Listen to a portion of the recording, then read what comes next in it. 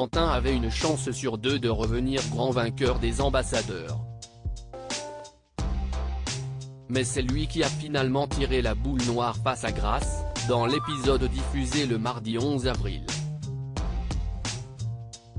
Auprès de Télé Loisirs, l'aventurier a expliqué comment il a réagi à ce moment-là.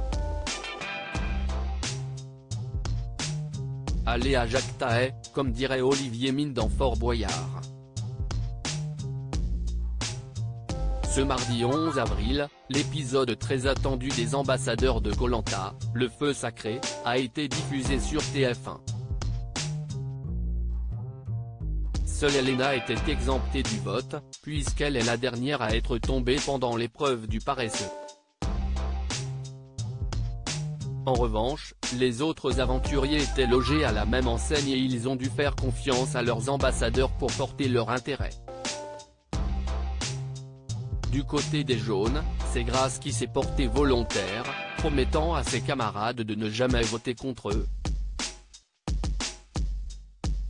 Chez les rouges, c'est le vaillant Quentin qui a décidé de défendre les intérêts des siens, leur promettant également de ne pas voter contre eux.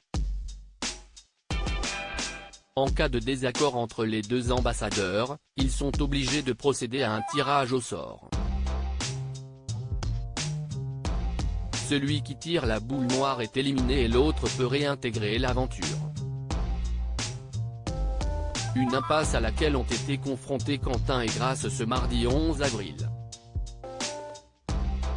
Incapables de se mettre d'accord sur le nom d'un aventurier à éliminer, les deux candidats ont indiqué à Denis Brognard leur décision d'aller à la boule noire.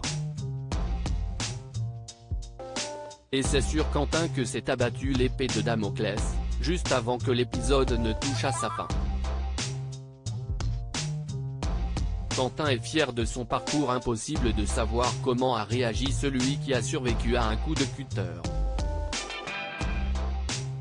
Il a fallu attendre ce jeudi 13 avril pour avoir son sentiment. Je suis content d'avoir tenu ma parole. Est-ce que c'est de la fierté? Je ne sais pas. Je suis juste content d'avoir pu aller jusque-là, a fait savoir le père de famille lors d'un entretien accordé à Télé Loisirs.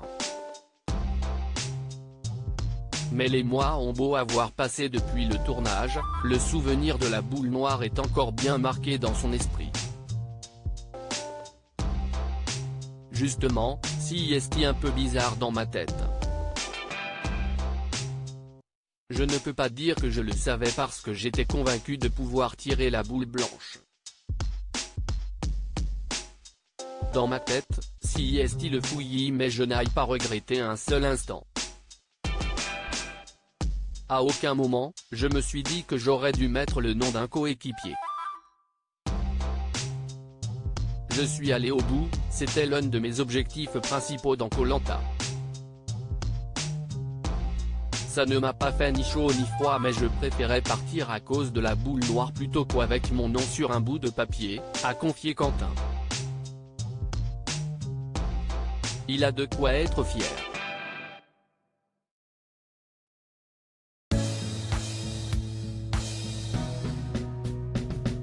But there's all times through the rough times I think you